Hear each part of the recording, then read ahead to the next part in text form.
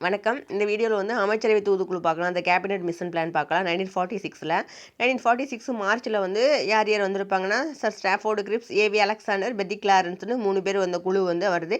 இதுதான் அமைச்சரவை தூதுக்குழு அல்ல கேபினெட் தூதுக்குழு அப்படின்னு சொல்லியிருக்கோம்.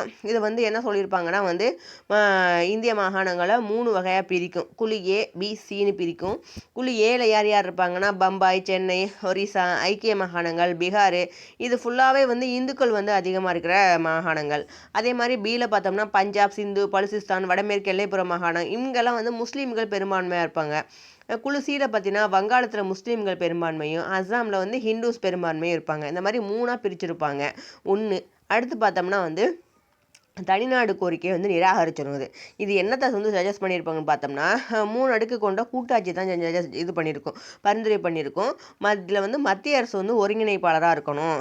மத்திய அரசு கண்ட்ரோலில் வந்து இந்த எக்ஸ்டர்னல் அஃபேர்ஸ், வெளியுறவு, பாதுகாப்பு, ஃபினான்ஸ், நிதி, தகவல் தொடர்பு, இது மட்டும் மத்திய அரசு கண்ட்ரோலில் இருக்கும். மிச்சம் எல்லாமே மாநில அரசு கண்ட்ரோலில் இருக்கும் அப்படின்னு சொல்லி 3 அடுக்கு கொண்ட கூட்டாட்சியை தான் பரிந்துரை செஞ்சுருக்கோம்.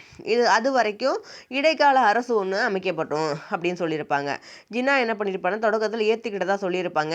அதுக்கப்புறம் வந்து என்ன பண்ணியிருப்பாருன்னா வந்து ஜூலை 29, 1946 வந்து நிராகரிச்சிருவார் கேபினெட் பிளானை.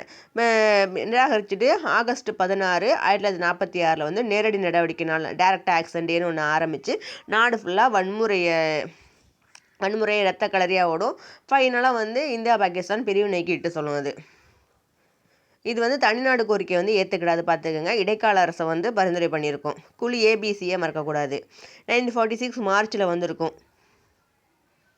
தேங்க்யூ.